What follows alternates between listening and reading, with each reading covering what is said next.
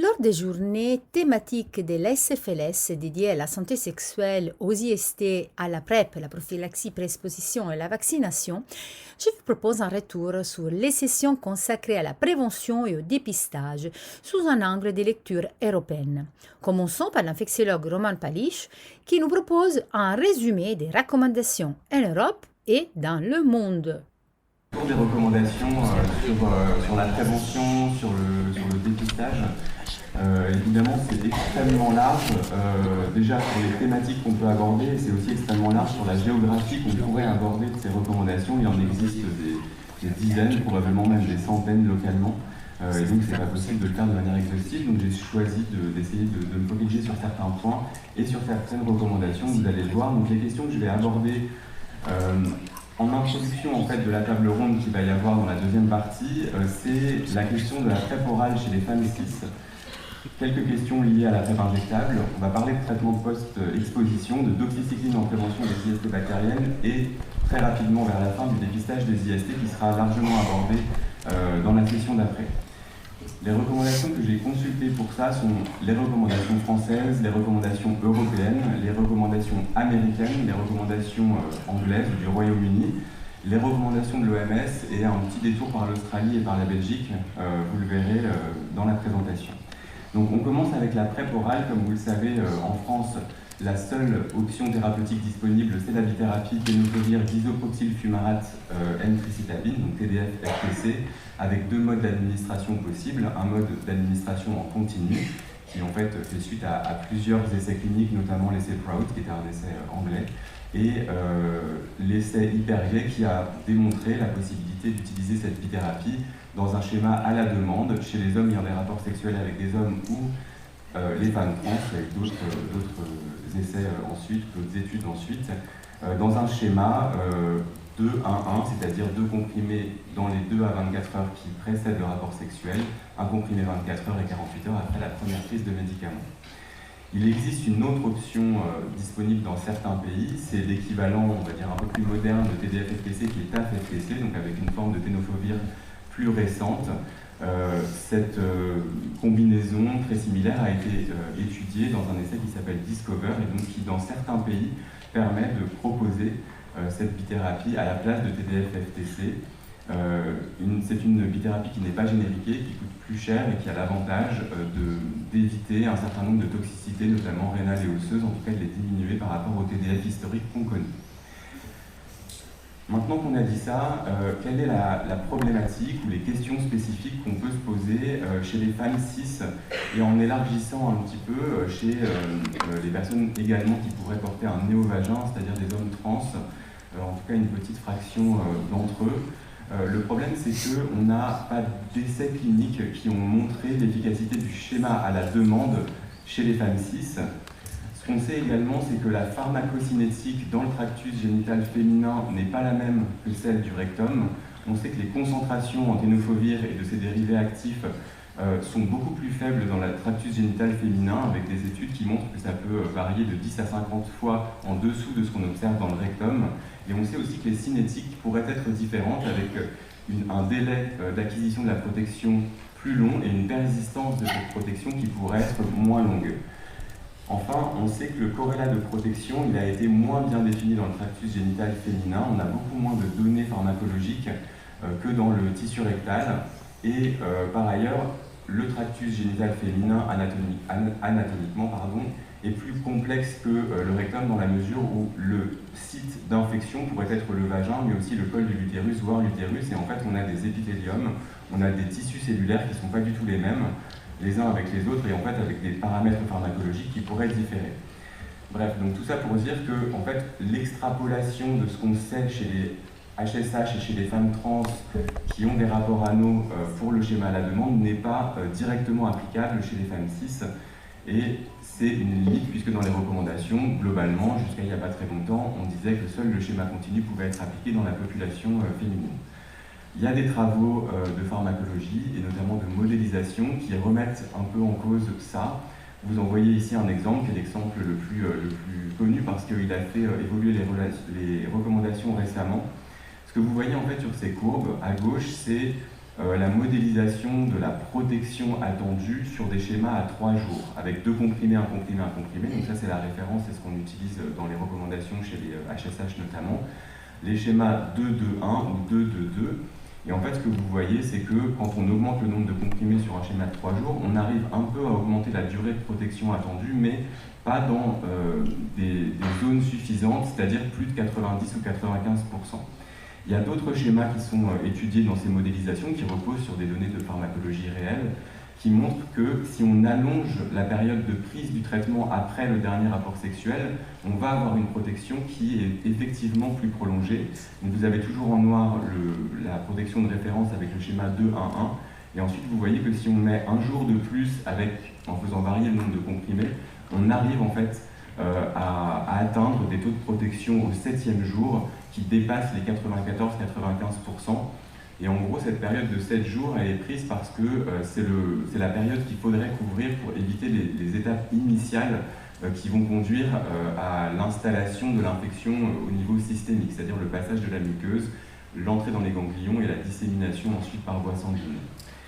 Donc en gros, ces études de pharmacologie, elles montrent qu'en modifiant un peu le schéma à la demande, on pourrait proposer aux femmes cis des schémas et ne pas restreindre totalement les schémas à la demande, mais avec une modification de ce qui est proposé. Et donc ça se traduit désormais dans les recommandations, puisque des schémas à la demande sont autorisés chez les femmes cis ou chez les hommes trans avec un néovagin dans les recommandations anglaises et dans les recommandations européennes, avec un schéma dit 2-7. Donc 2-7, ça veut dire 2 comprimés dans les 2 à 24 heures qui précèdent l'exposition et 7 jours de prise avec un comprimé dans les suites de ce rapport sexuel. Ce schéma n'est pas autorisé dans la recommandation américaine, mais de manière assez intéressante. Dans une recommandation locale new-yorkaise, en fait, il est possible d'utiliser un schéma à la demande qui est moins restrictif que ce qui est utilisé chez les Anglais ou chez les Européens, en tout cas dans la recommandation de l'EACS. C'est un schéma 2-3, donc c'est 2 comprimés dans les 2 à 24 heures qui précèdent l'exposition et 3 jours d'exposition dans les suites de l'exposition, et non pas 7 comme dans la recommandation européenne ou anglaise. Donc vous voyez que c'est la seule, à ma connaissance, recommandation à ce point-là permissive. Dans la recommandation française, ça n'est pas mentionné pour l'instant, donc on verra pour les mises à jour. En ce qui concerne la bithérapie TAF-FTC, je passe rapidement dessus puisqu'on n'a pas à disposition cette bithérapie en France, mais d'une manière générale, elle est recommandée alternativement à TDF-FTC dans la plupart des recommandations, sauf aux États-Unis où elle n'est pas recommandée chez les femmes cis. J'en viens à la PrEP injectable par cabotegravir. Les 2 grands essais qui ont montré l'efficacité de cette PrEP, ce sont les essais HPTN 0,83 et 0,84 qui ont respectivement montré chez les HSH et chez les femmes trans et chez les femmes cis que le cabotegravir en injection intramusculaire tous les 2 mois est plus efficace dans ces essais que la PrEP orale par TDF-FTC en continu dans des populations où l'observance pour la PrEP orale, il a été démontré qu'elle était plutôt extrêmement mauvaise. Et donc dans les recommandations dont on dispose aujourd'hui, il y a plusieurs questions qui se posent. La première question, c'est au bout de combien de temps, quand on commence les injections de cabotegravir, on est protégé.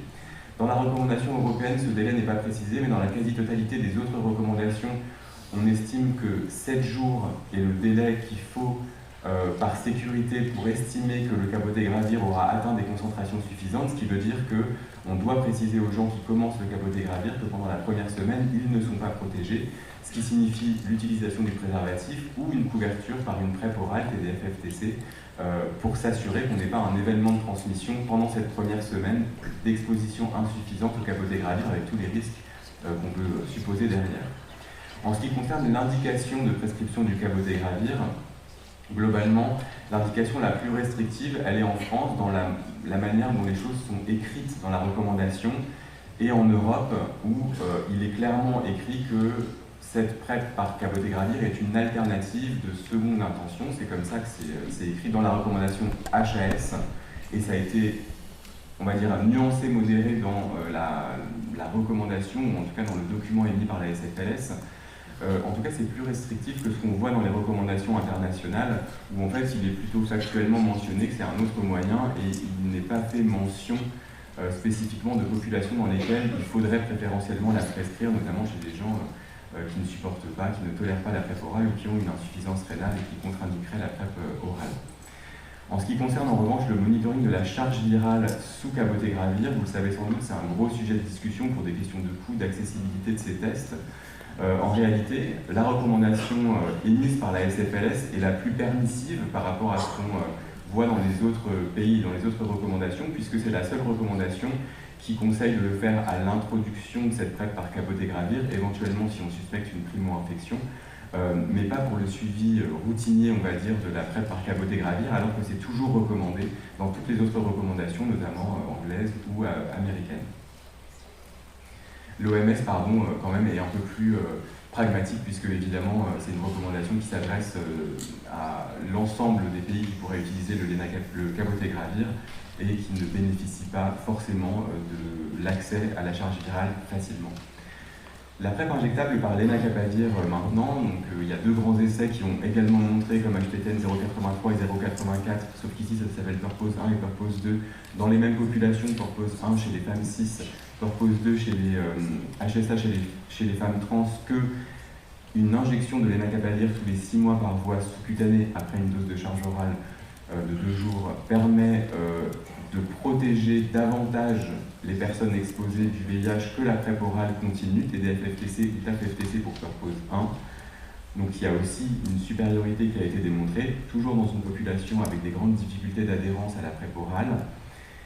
Donc pour l'instant, les recommandations sont beaucoup moins étoffées sur le lenacapavir, puisque dans la plupart des pays du monde, on n'a pas accès au lenacapavir, à l'exception des États-Unis. Donc c'est les recommandations américaines qui sont les plus étoffées, en l'occurrence sur les modalités de prescription du lenacapavir en PrEP. L'OMS a intégré ce moyen de prévention dans ses recommandations comme un moyen de prévention à discuter avec le cabotegravir, avec la PrEP orale dans les populations exposées.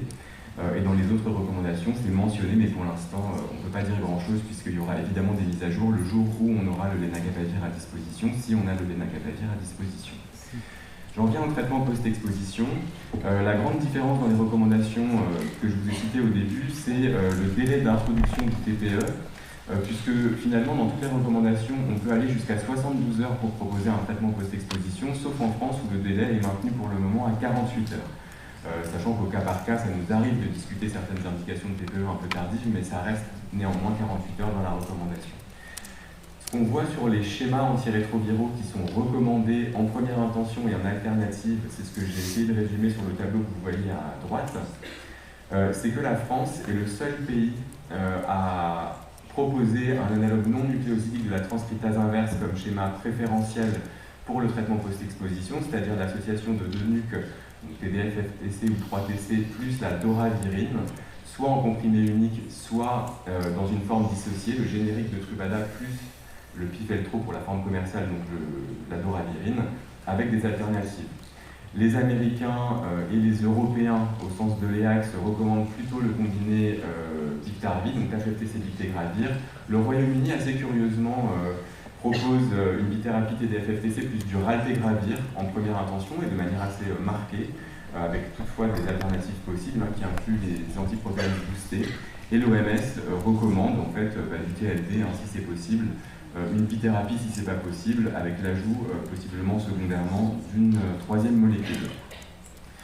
Un petit tour très bref par l'Australie parce que c'est intéressant. En fait, en première intention, il est positionné une bithérapie TDF-FTC en traitement post-exposition et non pas une trithérapie. Et c'est à ma connaissance le seul pays qui propose ce schéma. Et c'est intéressant parce que ça remet un peu en cause, enfin pas en cause, mais ça remet en perspective les tableaux qu'on connaît très bien dans l'évaluation du risque qu'on connaît tous sur le type d'exposition et le statut sérologique du ou de la partenaire quand il est connu en tout cas. Et en fait, dans ce tableau, il n'y a pas seulement recommandé ou non recommandé pour le traitement post-exposition, il y a non recommandé, recommandé en bithérapie ou recommandé en trithérapie. Donc en gros, la base, c'est on propose une trithérapie TDF-FTC et si on estime qu'il y a un risque supplémentaire que le risque basique qui justifierait l'introduction d'un traitement post-exposition, on ajoute une 3e molécule et en l'occurrence le dolutegravir. On remarque aussi dans ce tableau, je ne l'ai pas mentionné sur la diapositive, que les Australiens, pour un rapport hétérosexuel avec une personne hétérosexuelle de statut sérologique inconnu, il n'y a jamais de traitement post-exposition recommandé, considérant en fait que dans la population australienne qui ne fait pas partie des groupes à haut risque de transmission, ce qui inclut les HSH, en fait, on ne propose pas de traitement post-exposition. Dans certaines recommandations, notamment européennes, on ouvre la possibilité de débuter un traitement post-exposition par une bithérapie TDF-FTC, notamment chez des personnes qui prennent la PrEP, qui ont eu un accident d'exposition pour une mauvaise prise de PrEP, en attendant de commencer une trithérapie pour ne pas perdre de temps, considérant qu'en fait, le délai d'introduction est plus important que le nombre de molécules qu'on va mettre dans la combinaison. En ce qui concerne la doxycycline en prévention des IST bactériennes, les points de divergence, en fait, il n'y en a pas beaucoup, c'est plutôt dans la manière dont c'est formulé sur le fait qu'on puisse ou non proposer ce moyen de prévention. Donc c'est le fait de donner de la doxycycline après une exposition qui pourrait conduire à une infection bactérienne, chlamydia, syphilis et éventuellement gonocoque. La recommandation française de l'HAS est la plus restrictive dans sa manière, encore une fois, de le mentionner, puisqu'il est écrit que ce dispositif n'est pas recommandé, mais que toutefois, on peut le faire.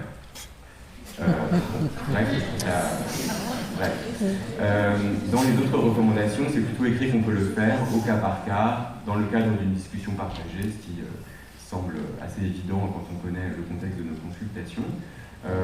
Voilà, donc c'est à peu près le seul point de divergence, sauf que les recommandations anglaises et aussi un peu australiennes mettent surtout l'accent sur la syphilis et n'évoquent pas tellement le chlamydia et encore moins le gonocoque dans la manière d'appréhender cet outil de prévention. Pour terminer, et c'est pour faire le lien en fait avec la table ronde qui aura lieu juste après la pause, en ce qui concerne le dépistage IST chez des hommes ayant des rapports sexuels avec des hommes, de manière relativement homogène, chez les HSH multipartenaires très exposés aux IST, il est recommandé de dépister les IST bactériennes tous les 3 mois, et ça inclut gonocoque, chlamydia et la syphilis. Nos collègues belges, depuis maintenant quelques années, mènent des travaux qui vous seront présentés plus tard sur cette question. Et il est proposé, dans les recommandations belges, de dépister chlamydia et gonocoque uniquement chez les HSH exclusifs, c'est-à-dire, quand je dis exclusif, ça veut dire ayant uniquement des rapports avec des hommes et non pas avec des hommes et des femmes, s'il y a des symptômes compatibles avec une infection, s'il y a des partenaires symptomatiques qui pourraient refaire des épisodes symptomatiques quand c'est des partenaires réguliers, s'il y a des rapports sexuels, donc bisexuels, et enfin si le patient souhaite absolument être dépisté, mais donc on ouvre la voie vers le non-dépistage de ces deux bactéries dans un certain nombre de conditions, pour des raisons qui seront discutées tout à l'heure. J'ai terminé donc sur ce tour des recommandations en ayant essayé d'être le plus synthétique possible. Donc on l'a dit, il y a une ouverture des recommandations à la PrEP orale à la demande chez les femmes cis, avec des schémas un peu particuliers qui sont plus complexes néanmoins que ce qu'on utilise chez les hommes. Il y a des indications restreintes en France pour la PrEP par cabotégravir, mais qui vont s'ouvrir et qui s'ouvrent de plus en plus, mais un monitoring du statut VIH plus souple en France qu'ailleurs. On a discuté de la place singulière des non-NUC en TPE en France et l'ouverture vers la bithérapie TDF-FTC du traitement post-exposition en Australie. On a vu que la doxycycline en prévention des IST bactériennes, elle peut être proposée partout après une discussion et une évaluation individuelle du risque d'IST bactérienne donc. Et enfin, on voit que les recommandations s'ouvrent vers le non-dépistage possible du gonocoque et de chlamydia chez des HSH homosexuels, uniquement homosexuels et non bisexuels, asymptomatiques, en Belgique pour l'instant, peut-être ailleurs à l'avenir. Et maintenant, direction Berlin. Nous allons explorer, aux côtés de Jacques Cole et Elena Rodriguez, la mise en œuvre sur le terrain de ces recommandations. Ça reste une ville clé, ou ça reste une ville clé de l'épidémie VIH en Allemagne, parce qu'il y a environ 8300 personnes qui vivent avec le VIH à Berlin, et parmi ces personnes qui vivent avec le VIH, il reste plus ou moins 1000 personnes sans diagnostic. Et si on regarde, si on jette un coup d'œil sur la cascade, on voit que le grand challenge berlinois, mais aussi le grand challenge à Berlin, ça va être de proposer des dépistages faciles d'accès aux personnes qui vivent avec le VIH mais qui n'ont pas encore de diagnostic. Vous voyez le premier chiffre, donc le 93, ouais, donc il reste encore du travail à faire à Berlin. Berlin, par ailleurs, c'est une ville d'arrivée pour beaucoup de personnes de la communauté LGBTQI de tous les coins du monde, en fait. Donc il y a beaucoup de personnes qui arrivent à Berlin. Donc il y a, par exemple, un jeune Brésilien qui, dans son pays, il a été socialisé par rapport à l'importance de se protéger contre le VIH. Il sait qu'il doit prendre, ou il veut absolument prendre la PrEP, Il sait que la PrEP va le protéger contre le VIH, il sait que ça va être prescrit par un médecin.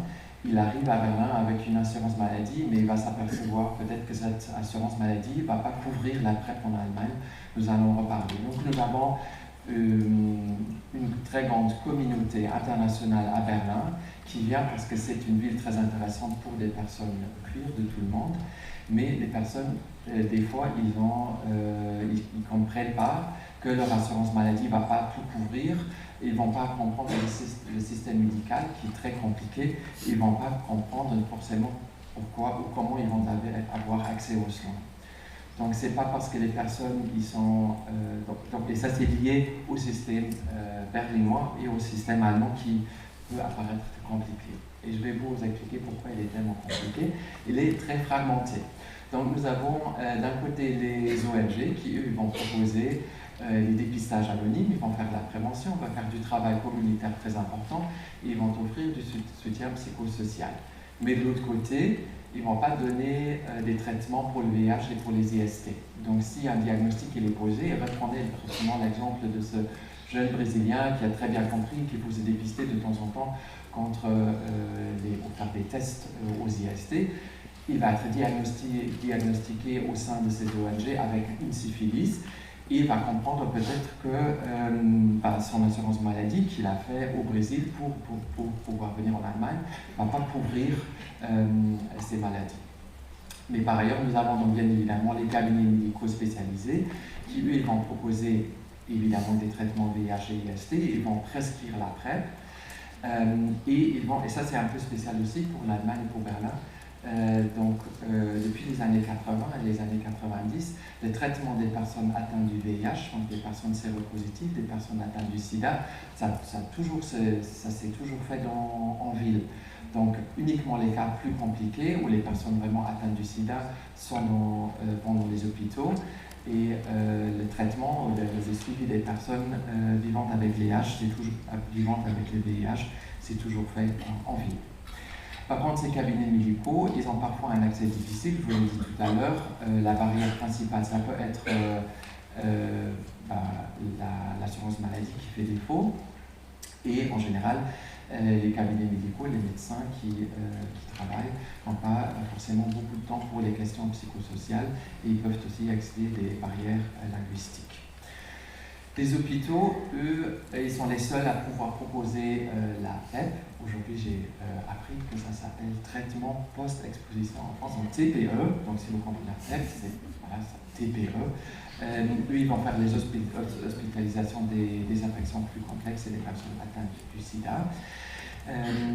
Donc, ils vont proposer les premières doses de TPE et après orienter vers les cabinets médicaux, les cabinets en ville, et orienter vers le checkpoint, par exemple, pour faire le suivi après, pour faire d'autres tests et pour faire les prescriptions de la PrEP. Cet accès dans les hôpitaux, il reste peu flexible, peu communautaire et pas de prévention à long terme. Et après, il y a les institutions étatiques de la santé sexuelle, ce qu'on appelle Gesundheitsamt en allemand. Donc déjà, si vous parlez un peu allemand, vous allez comprendre que ça c'est très bureaucratique, c'est pas très communautaire, et ça c'est très important, des structures qui sont très séparées du système de soins. Donc ça existe un peu en parallèle. Et donc revenons à notre jeune Brésilien, qui peut donc faire part d'une communauté LGBTQI internationale, qui vient à Berlin et qui est donc face à un contexte très très fragmenté et qui est face à un système de soins qui est plus compliqué qu'il faudrait l'être. Les Allemands, ils aiment bien être compliqués. Ça n'est pas en reste non plus. Et voilà, donc ça c'est des défis qui peuvent donc apparaître au sein de la communauté. Ils n'ont pas d'assurance maladie, ça aussi c'est très allemand, c'est un sujet très allemand. Il y a plus de 100 assurances maladie différentes en Allemagne, donc il y a différentes institutions, différents systèmes. Et pas tout le monde, donc il existe beaucoup de personnes ont un statut légal en Allemagne, mais ils n'ont pas d'assurance maladie, donc ils n'ont pas d'accès aux soins. Il y a une stigmatisation des personnes LGBTQI au niveau sociétal, mais aussi dans le système médical bien sûr, et donc il en résulte un manque de navigation pour ces personnes. Et avant d'enchaîner avec le checkpoint et de vous parler comment le checkpoint essaie de remédier à cette situation, nous allons passer à Elena qui va vous parler en fait du travail concret dans les cabinets médicaux spécialisés, et elle va aussi vous parler des quelques statistiques sur la toxi PrEP et sur la PrEP. Et après, je reviens pour parler du checkpoint. À tout à l'heure. Nous sommes un petit cabinet qui travaille à côté du checkpoint, associé très étroitement, de façon très étroite avec le checkpoint. Et nous attendons une population plutôt MSM. On a l'année dernière reçu 2350 patients uniques qui ont été suivis pendant l'année, avec à peu près 15 000 tests de VIH et de dépistage de maladies de transmission, d'infections de transmission sexuelle. La plupart de nos patients sont à peu près, la médiane c'est 33 ans, de sexe masculin, et à peu près 12% sont des femmes cis. Mais on a une population trans très élevée, et ça c'est parce que mon collègue il fait de l'hormonothérapie chez les trans, et c'est pour ça qu'on reçoit en comparaison avec d'autres cliniques beaucoup de patients trans qu'on va traiter aussi, et on va aussi donner l'hormonothérapie et le PrEP. Notre offre se centre aussi chez le PrEP, comme à Dean Street. La plupart de nos consultations ont un profil PrEP, à peu près 60%, mais on fait aussi le dépistage, prévention, vaccination, éventuellement d'oxypec et traitement des infections de transmission sexuelle. On traite le VIH clinique, l'hormonothérapie trans, accompagnement chemsex, et aussi un très petit pourcentage, à peu près 5 à 10% de nos patients, ils viennent simplement comme médecine générale. Ceux qui habitent dans le même quartier, ils viennent à nous, c'est vraiment très peu, mais on a aussi des patients diabétiques, des patients avec hypertension, des patients qui ont 90 ans, on en a aussi. L'histoire de la PrEP en Allemagne, c'est un peu différent peut-être chez les autres États en Europe. Elle est accessible et remboursée par le système national de santé depuis 2019. On a eu un croisement qui semble beaucoup aux chiffres qu'on a vu d'Dean Street et de la Belgique aussi. Ça veut dire les premières années, ça a monté très bien, mais puis depuis 2023-2024, il est arrivé une stagnation.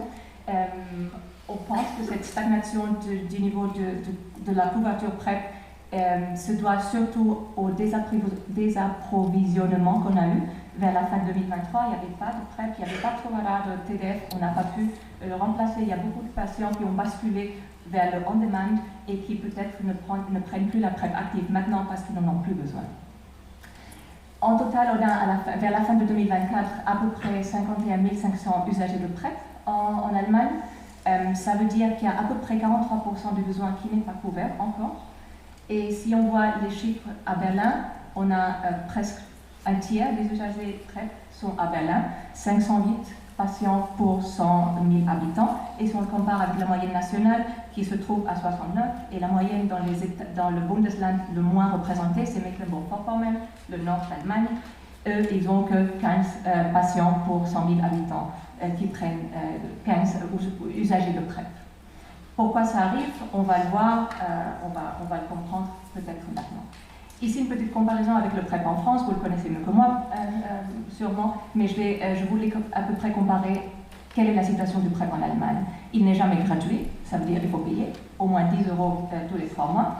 Si on a une assurance maladie qui le couvre, s'il n'y a pas d'assurance maladie ou on est une assurance maladie privée, on doit payer 50 à 60 € par mois. Théoriquement, tous les médecins peuvent le prescrire, mais ça arrive qu'il y a les Allemands sont très bureaucratiques, il y a comment le dire, il y a une liste spéciale de médecins qui peuvent prescrire la PrEP et qui ont une formation spéciale, qui ont fait des cours et qui peuvent la prescrire officiellement. Et cette liste ne compte que à peu près 800 médecins à l'intérieur, dont presque la plupart se trouvent à Berlin et les grandes villes comme Hambourg et Munich. Mais dans les zones non métropolitaines, il n'y a vraiment pas de médecins qui officiellement peuvent prescrire la PrEP. L'usage de PrEP en demande n'est pas reconnu en Allemagne, c'est off-label. On ne peut prescrire que le PrEP tous les jours. Théoriquement, on le fait, bien sûr qu'on ne le fait pas, mais c'est officiel, c'est simplement le PrEP en demande. Et les molécules qui sont disponibles, c'est simplement TDF, FPC. Il n'y a pas de TAF, il n'y a pas de cabotegravir, il n'y a bien sûr pas de dénacapavir. Les usagers actifs, on les a déjà vus, mais si vous comparez la France et l'Allemagne, qui se trouvent à peu près sur le même niveau, ça veut dire un peu plus de 50 000 usagers de PrEP, et pourtant l'Allemagne a une population plus haute, ça veut dire notre niveau de couverture est un peu moins. Ça, c'est une donnée de notre cohorte, la cohorte Viro, dans ma petite clinique, où on a vu que des personnes qui utilisent... Non, ici à gauche, pardon, c'est la cohorte allemande. La plupart des personnes qui utilisent le PrEP en Allemagne, c'est des hommes cis, HSH, à peu près 35 ans, ils sont nés en Allemagne. C'est une donnée très importante qui après va être importante pour Jacques à nouveau. Et ils habitent dans les grandes villes. Plus de 70% habitent Hambourg, München ou à Berlin. Notre cohorte à droite, c'est les patients que nous suivons avec le PrEP. Et à différence de la grande cohorte allemande, on a 12% de patients qui ont moins de 25 ans, ce qui est étrange dans le reste des cohortes normalement européennes. À peu près 8% de femmes cis qui sont suivies qui reçoivent le PrEP actif. C'est aussi pas régulier dans le reste des pays européens. Et surtout, notre 13% de personnes trans qui sont suivies pour la PrEP. Ce qui reste pas couvert et qui reste comme angle mort persistant chez les cliniques de ville, c'est les personnes qui n'ont pas d'assurance. La première chose qu'on te demande si tu vas à une clinique à Berlin, c'est carte d'assurance. S'il n'y a pas de carte d'assurance, il n'y a pas de possibilité d'avoir des soins dans la plupart des réseaux de santé. Et cette partie de la migration reste pas du tout couverte. La PrEP aussi n'est pas gratuite. Ça veut dire que si on n'a pas d'assurance maladie, on n'a pas accès à la PrEP. Et il n'y a personne qui va payer la PrEP pour les personnes sans papier ou sans assurance. Et aussi, les usagers de drogue intraveineuse, ils restent dans toutes les cohortes européennes, mais aussi en Allemagne, presque hors du soin PrEP. Une autre particularité de l'Allemagne, c'est qu'on n'a pas de données nationales. Il n'y a pas de surveillance nationale des maladies, des infections de transmission sexuelle. La seule qu'on suit à niveau national, c'est la syphilis et le VIH, bien sûr. On voit qu'il y a une hausse de la syphilis, ça on le connaît, ça arrive dans toute l'Europe, mais on ne sait pas ce qui se passe avec la chlamydia et on ne sait pas ce qui se passe avec la gonorrhée. Ça veut dire qu'on est aveugle. On ne sait pas si en Allemagne, lorsqu'on change le dépistage, les formes de dépistage, qu'est-ce qui se passe? Il n'y a pas de données de ça. Lorsqu'on a commencé à étudier un peu le modèle belge, on a commencé à penser peut-être qu'on n'a pas besoin de dépister. Et avec mes données, les données de ma clinique, on a essayé de chercher qu'est-ce qui se passe lorsqu'on dépiste versus qu'est-ce qui se passe lorsqu'on ne fait pas de dépistage. Ici, dans les barres rosa, vous avez le niveau de dépistage des patients asymptomatiques par an. On voit à gauche ceux qui se dépistent moins d'une fois par an, et à droite ceux qui se dépistent presque 4 fois par an. Et en bleu, on peut voir l'incidence d'épisodes symptomatiques d'infection de transmission sexuelle, et on voit qu'il ne change pas. Ça veut dire, indépendamment du nombre de dépistages que les patients dans notre clinique ont fait au long de l'année, le taux de maladie, d'infection de transmission sexuelle clinique et symptomatique reste très à niveau, reste stable. Et c'est pour ça qu'on a décidé de ne pas faire de dépistage à peu près, et on a commencé à ne pas recommander le dépistage de chlamydia et gonorrhée de façon persistante. Et on voit que ça fonctionne. Ça veut dire qu'on a en noir le dépistage de VIH dans notre population PrEP. Ça se maintient étape, on n'a pas changé. Le dépistage de syphilis est aussi, il se maintient aussi dans le même niveau, à peu près 77-80%. Mais on voit que depuis 2024, on a commencé à demander de façon plus ciblée les symptômes, pas de symptômes, et à faire un dépistage plus ciblé. On a réduit à 70% de couverture de dépistage chez les PrEP. La plupart de ces 66% sont peut-être des personnes qui ont des symptômes, ça je ne peux pas le savoir. Je n'ai pas les données ici, mais on n'arrive pas à le réduire plus, pas encore. Et du coup, ça c'était les données que je voulais vous montrer, ça c'est mon équipe. Et les 3 enjeux que je voudrais bien qu'on retienne pour la présentation de Jacques, après, c'est que la PrEP, au-delà des HSH, est à Berlin et en Allemagne possible, mais ça dépend beaucoup des petites cliniques qui vont le faire, de la personne qui est là, si elle veut l'offrir à des femmes, si elle veut l'offrir à des jeunes, si elle veut l'offrir à des personnes trans. Du coup, les personnes sans couverture, elles restent complètement sans protection. Il n'y a pas de façon de, celles qui n'ont pas d'assurance sanitaire, il n'y a pas de façon de leur donner la PrEP. Et puis, il nous manque des données multicentriques. Bien sûr qu'on peut faire des petites études et de dépistage avec les données d'une clinique, mais il faut qu'on ait plus de données multicentriques pour être capable d'évaluer les effets des changements de notre dépistage. Revenons avec toutes ces informations à cette diapo du contexte berlinois fragmenté. Donc c'est là qu'on essaye d'intervenir en tant que checkpoint. Nous avons été créés en 2018 dans le cadre où Berlin est devenu Fast Track City en 2016. Berlin était la première ville à devenir Fast Track City. Donc nous avons créé un partenariat entre d'un côté les ONG et de l'autre côté les médecins spécialisés pour le VIH à Berlin. Nous avons une approche communautaire et nous combinons donc les deux volets, médical et psychosocial. Nous avons par ailleurs une équipe multiprofessionnelle qui va donc regrouper des infirmiers, des infirmières, des assistants sociaux, des assistants sociaux et des psychologues. Et nous parlons au total 8 langues différentes. Et nous avons donc cette équipe qui va être rejointe par des médecins spécialisés, une douzaine de médecins spécialisés comme Elena et son collègue Martin Friedeger, qui viennent donc au checkpoint pour proposer des consultations, pour faire des prescriptions pour les traitements VIH, pour les traitements IST et pour des vaccins, pour la TPE et pour la PrEP.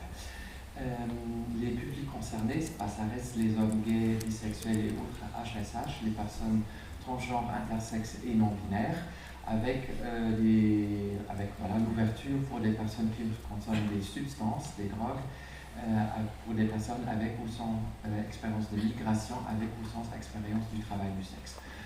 Donc nous situons en tant que première porte d'entrée pour de nombreuses personnes qui arrivent récemment, pour des personnes queer qui arrivent à Berlin. Donc ça c'est nos services, donc bien évidemment dépistage des IST, du VIH et des hépatites, et tout ça dans un contexte de consultation de santé sexuelle. Donc nous allons parler aussi des gestions des risques pour se protéger contre les IST, et tous nos assistants sociaux, tous les psychologues sont aussi formés dans le motivational interviewing, à ce qu'ils peuvent aussi aborder des sujets comme la consommation de drogue dans le contexte sexuel. Nous avons, comme je vous ai dit, les soins médicaux intégrés. Donc, si le diagnostic est posé au checkpoint, sous un nettoie, les personnes peuvent se faire traiter immédiatement contre les IST. Nous proposons la PrEP pour tous, et ça c'est nouveau. Donc, dès le début, nous avons proposé la PrEP aux personnes qui ont eu une assurance maladie. Mais là maintenant aussi, nous le faisons pour les personnes sans assurance maladie, et nous le faisons aussi pour les personnes qui n'ont ni assurance maladie, ni assez d'argent pour payer la PrEP. Donc c'est vraiment maintenant un programme qu'on peut résumer sous le titre de PrEP pour tous. Et nous faisons bien évidemment de la prévention dans les réseaux sociaux et en organisant des conférences au sein du checkpoint. Là, quelques chiffres pour illustrer ce que je viens de dire tout à l'heure. Donc 61% des personnes qui 71% des consultations que nous proposons sont proposées à des personnes qui font donc partie de la communauté LGBTQI. 52% des personnes, et ça c'est vraiment un chiffre très prononcé, 50% des personnes qui viennent chez nous sont des personnes de migration de première génération, c'est-à-dire c'est des personnes qui n'ont pas eu de citoyenneté allemande par naissance, des gens qui sont venus en Allemagne plutôt récemment. 17% de ces personnes n'ont pas d'assurance maladie, donc c'est des personnes qui n'ont pas d'autre endroit où aller à Berlin, et l'âge médian des personnes qui viennent chez nous, c'est de 31 ans. Donc, jetant un coup d'œil plus précis sur les personnes d'assurance maladie, peut-être visiter comment c'est possible, comment ça se passe. Donc, c'est en fait beaucoup de personnes qui migrent vers l'Allemagne, ils vont dans leur pays d'origine faire une assurance maladie. Et ces personnes, bien évidemment, ils pensent que si c'est par les autorités allemandes, c'est accepté parce qu'il faut une assurance maladie à Berlin. Pour avoir un statut légal, il faut une assurance maladie. Donc les gens ils pensent que ça va être une bonne assurance si elle est acceptée par les autorités allemandes. Ce n'est pas le cas parce que c'est plutôt une assurance accident. Donc s'ils ont un accident dans la rue, cette assurance maladie, elle va couvrir les frais, mais il ne va pas, comme par exemple des personnes séropositives qui viennent à Berlin, cette assurance maladie ne va pas être suffisante. Donc c'est surtout, par cette problématique, sont surtout concernés les migrants récents, les travailleuses et les travailleurs du sexe, des personnes qui vivent dans le précariat, mais aussi des personnes qui proviennent de l'UE et qui n'ont pas encore de couverture active. Et là, nous offrons donc des traitements VIH, des traitements IST, la PEP, et surtout, et ça c'est le plus important, un accompagnement social et administratif parce que ces personnes ont accès aux maladies assurances, aux assurances maladies. Et nous réussissons pour 30 personnes, pour un tiers de ces personnes, de pouvoir donner un accès aux assurances maladies. Un autre sujet qu'on va uniquement parler, dont nous pouvons parler que très brièvement, mais là, je pense à mon avis, le défi le plus grand à Berlin côté santé sexuelle, ça va être la consommation de drogue dans le contexte sexuel, le chemsex. Donc si nous demandons à toutes les personnes qui viennent chez nous pour faire un dépistage VIH-IST, 36 ou plus de 36% des personnes qui viennent nous racontent rapportent qu'ils consomment des drogues dans un contexte sexuel, et parmi ce type des personnes qui affirment cette consommation de drogue dans le contexte sexuel consomment aussi des drogues qui sont pertinentes dans le contexte du chemsex, donc fortement associées au chemsex comme la méphèdrone. Donc, pourquoi le modèle Checkpoint ça fonctionne? Je dirais plutôt avant tout parce que nos usagers nous font confiance, parce que c'est un service qui reste assez anonyme, c'est une approche communautaire, et nous n'allons pas juger les personnes pour ce qu'ils font, ou pour ce qu'ils aiment, ou pour qui, absence de jugement. Nous sommes des experts pour la santé sexuelle, côté médical, côté psychosocial, nous sommes accessibles. Par exemple, si vous cherchez Google dépistage VIH Berlin, le Checkpoint, ça va être la première ligne qui va apparaître. Et il y a une continuité des soins. Donc nous allons sous un toit regrouper le dépistage, le traitement et aussi de l'aide pour les personnes qui n'ont pas d'assurance maladie en Allemagne. Comme vous l'avez peut-être maintenant appris, c'est un problème énorme à Berlin. Et pour conclure, donc, à mon avis, ou à notre avis, la prévention du VIH aujourd'hui, c'est plus seulement donner les médicaments et proposer les tests, mais c'est aussi ça va aussi toucher la confiance. Ça va être important de proposer une navigation aux personnes qui arrivent à Berlin. C'est une question d'accès, de communauté et avant tout la réduction des inégalités.